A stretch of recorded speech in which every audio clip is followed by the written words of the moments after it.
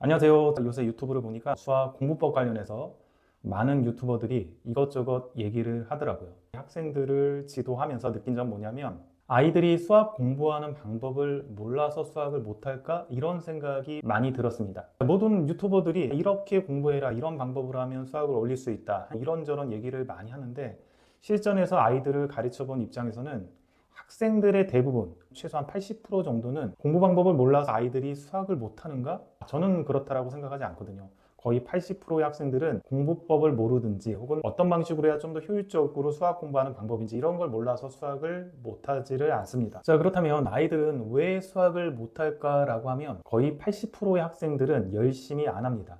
그럼 부모님이 보시기에 우리 아이들은 좀 열심히 하는 것 같은데 이게 부족한가요? 라고 묻는다면 그게 부족합니다. 2등급제에서 3등급이라고 하는 게 100분위로 23%까지거든요. 자, 그런데 만약에 수학을 3등급을 받았다, 다른 과목도 3등급을 받았다라고 가정을 하면 보통 갈 수 있는 대학이 인서울에 있는 하위권 대학, 잘 못 들어본 그런 대학들이나 수도권에 있는 대학, 지방 국립대 이런 대학들을 갈 수가 있습니다. 자, 그런데 부모님이 바라는 것들은 뭐냐면 그래도 서울에서 좀 들어본 대학들, 인서울에서 한 중상위권 정도 되는 대학들을 생각을 하십니다. 자, 그럼 이런 대학들을 가기 위해서는 어쨌든 상위 20% 안에, 안정적으로는 상위 10% 안에 들어야 가능한 거겠죠. 자, 그런데 대부분 부모님들이 착각하시는 건 뭐냐면 초등학교 같은 경우는 등수나 백분위가 나오지 않고 중학교도 마찬가지죠. 그러다 보니까 내 아이가 어느 정도 충분히 공부하고 있다, 혹은 열심히 하고 있다, 혹은 많은 양의 학습을 하고 있다라고 착각을 하고 있고 아이들도 물론 그렇게 착각을 하고 있기 때문에 우리가 보통 수학을 잘한다라고 얘기하는 1, 2등급 그 안에 못 들어간다라는 거죠. 자, 1, 2등급은 100분위로 11%까지이기 때문에 상위 10% 정도까지 들어가야 수학을 보통 잘하고 인서울에 들어본 대학들을 합격할 수 있다라고 생각을 하시면 됩니다. 결국 어차피 경쟁이라는 것들이 있기 때문에 대부분 부모님들이 가지는 목표가 인서울에서 들어본 대학들, 세종대라든지 건국대, 성신여대 이런 대학들을 생각을 하시기 때문에 그런 대학들을 가기 위해서는 어느 정도 학습량이 필요하냐 이런 것들이 관건이라는 거죠. 근데 대부분의 아이들은 기본적인 학습량 자체가 부족하기 때문에 상위 10% 안에 못 들어가고 상위 20% 안에도 못 들어가서 지방대를 가든지 아니면 결국 재수를 하게 된다는 겁니다. 아이들이 왜 수학을 못하는가, 왜 1, 2등급 못 받는가, 핵심은 거의 대부분 80%의 학생들이 학습량이 부족하다, 이제 열심히 안 한다 라고 얘기를 할 수가 있겠습니다. 어느 정도 부모님이 생각하는 대학을 가기 위해서 할 수 있는 학습량과는 현격하게 떨어지는 학습량을 하고 있다.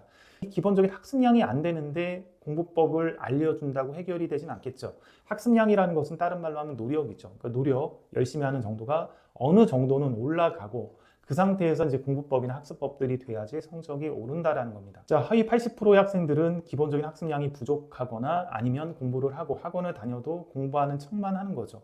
가령 숙제를 내주면 숙제를 끝낸다라는 생각 속에서 대충 문제를 찍기도 하고 혹은 객관식 같은 거 틀리면 다른 번호로 찍기도 하고 이상한 방법으로 풀기도 하고 즉 자기가 이 문제집을 풀어도 이게 정확히 알고 내가 푸는지 안 푸는지 그런 부분을 신경 안 쓰고 그냥 끝내는 데만 집중을 한다라는 겁니다.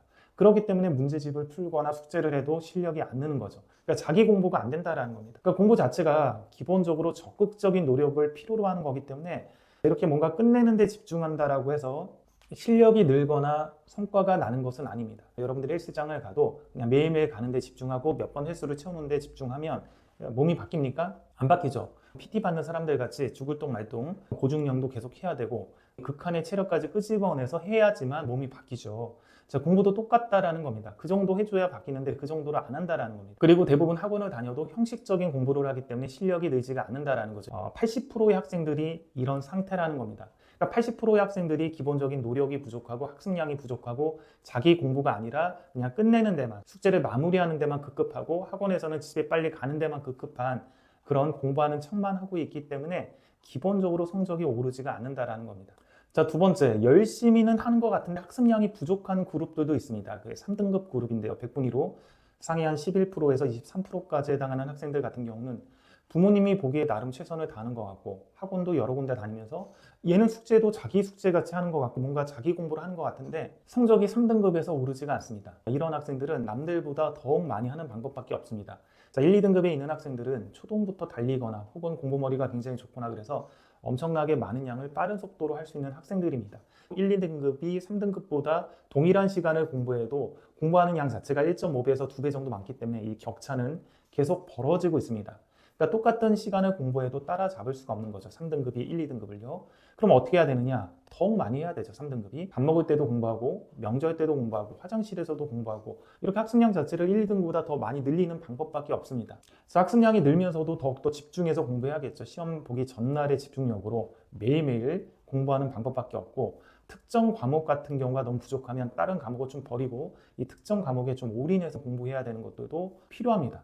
따라서 3등급 같은 경우는 1, 2등급을 따라잡기 위해서는 기본적인 학습량을 늘려야 되고 때에 따라서는 학원을 줄이는 것도 좀 필요하죠. 특정 과목을 집중적으로 몰리기 위해서는. 근데 이 3등급인 학생들이 그냥 1, 2등급인 학생들이 공부하는 것과 똑같은 학습 시간을 공부한다면 학습량 자체는 1, 2등급이 훨씬 더 많고 빨리 하기 때문에 이 격차는 점점 벌어지고 따라잡기가 힘들게 됩니다. 자, 이 상태까지 한 다음에 마지막으로 이제 점검을 해야 될 게 뭐냐 하면 최소한 우리 아이가 1, 2등급인 애들 못지않게 공부만 하더라. 이제 점검해야 될 게 이제 수학 공부법, 잘못된 공부법을 하고 있는지를 점검을 해줘야 됩니다. 그러니까 최소한 수학 공부법을 점검을 좀 해야 될 그룹은 상위 한 20% 안에는 드는 그룹이라는 거죠. 그 정도의 노력은 일단은 해주고 나서 거기서 뭔가 잘못된 것들을 점검을 해야 되고 하위 80% 같은 경우는 기본적인 학습량 자체가 부족한 상태이기 때문에 학습량을 늘리고 자기 공부같이 공부하는 거를 만들어줘야 된다는 겁니다. 잘못된 공부법의 핵심은 두 가지입니다. 수학에서 뭐 여러 가지 공부법들을 유튜버들이 많이 얘기해서 다양하게 있는 것 같지만 수학 공부법의 핵심은 딱 두 가지밖에 없습니다. 첫 번째가 장기 기억에 저장해서 공부하느냐. 자, 수학은 정확히 모르면 한 문제를 풀 수 없는 과목이기 때문에 정확히 알아야 됩니다. 정확히 알기 위해서는 장기 기억에 저장을 하면서 공부를 해야 되죠.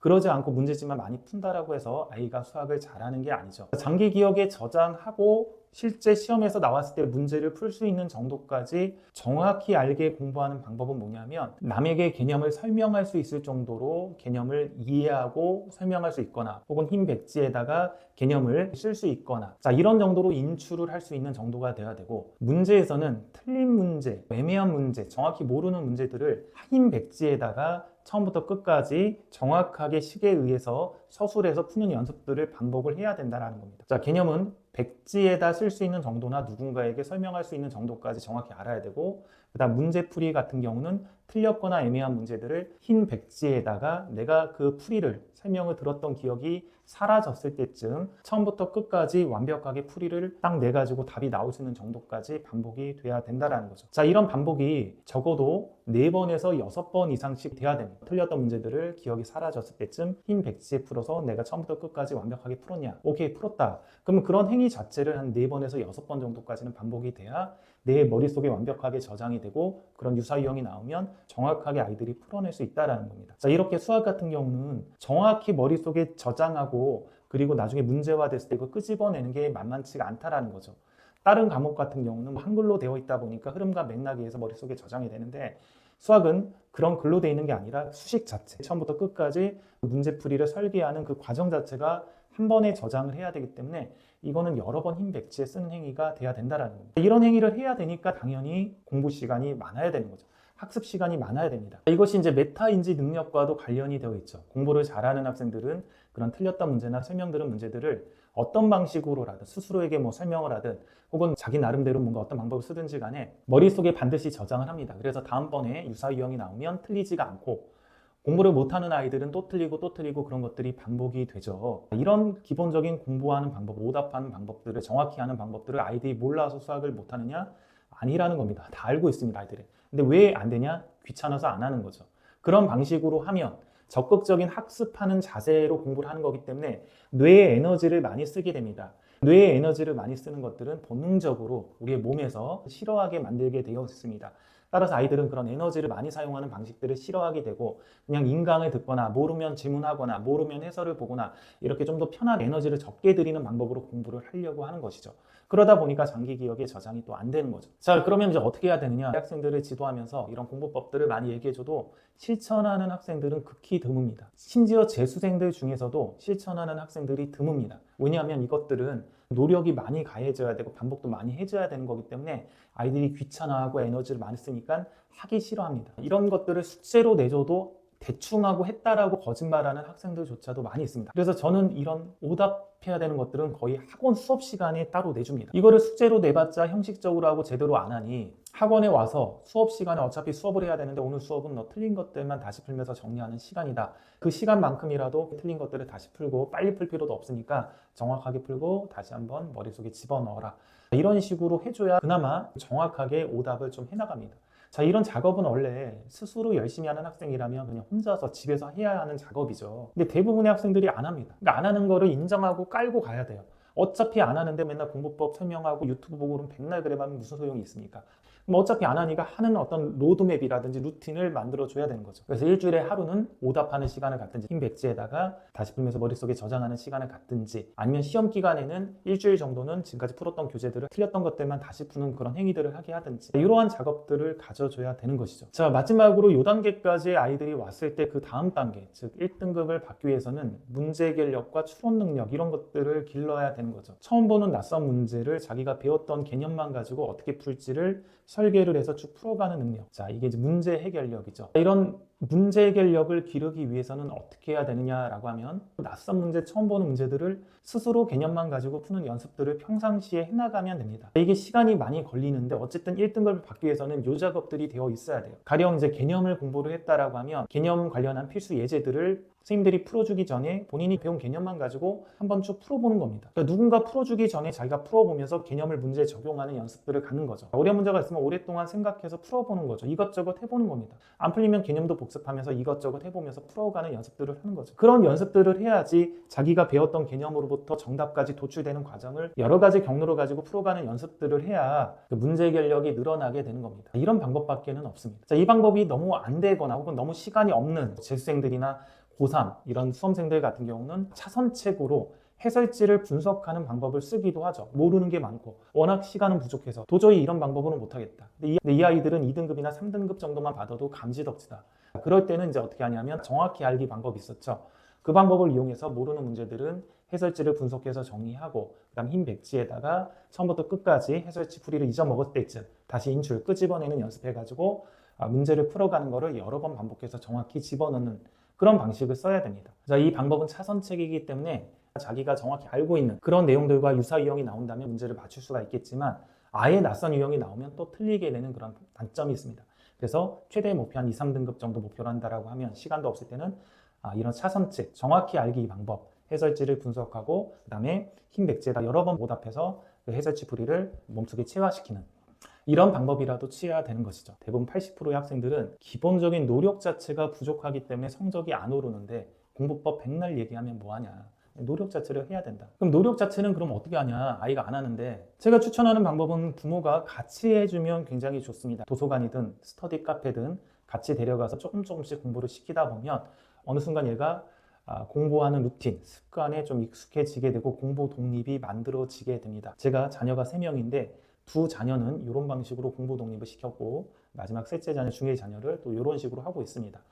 의사한테 이렇게 계속 가다 보면 건강이 위험하고 큰 병에 걸릴 수도 있다 이런 말 듣는다고 해서 동기가 가득 찼다라고 해서 열심히 헬스를 하고 운동을 열심히 하나요? 안 하죠.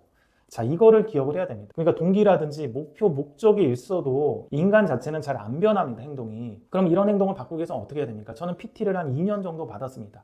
PT를 보통 받으면 6개월 정도는 운동을 가르쳐 주고요. 6개월이 넘으면 어느 정도 운동할 줄 알기 때문에 파트너 운동이라고 해서 트레이너랑 같이 파트너로 운동을 합니다. 그러니까 어떻게 보면 돈 내고 운동을 하는데 좀 아깝죠. 돈 내고 하는데 트레이너도 하고 저도 하고 그냥 같이 운동을 하는 겁니다.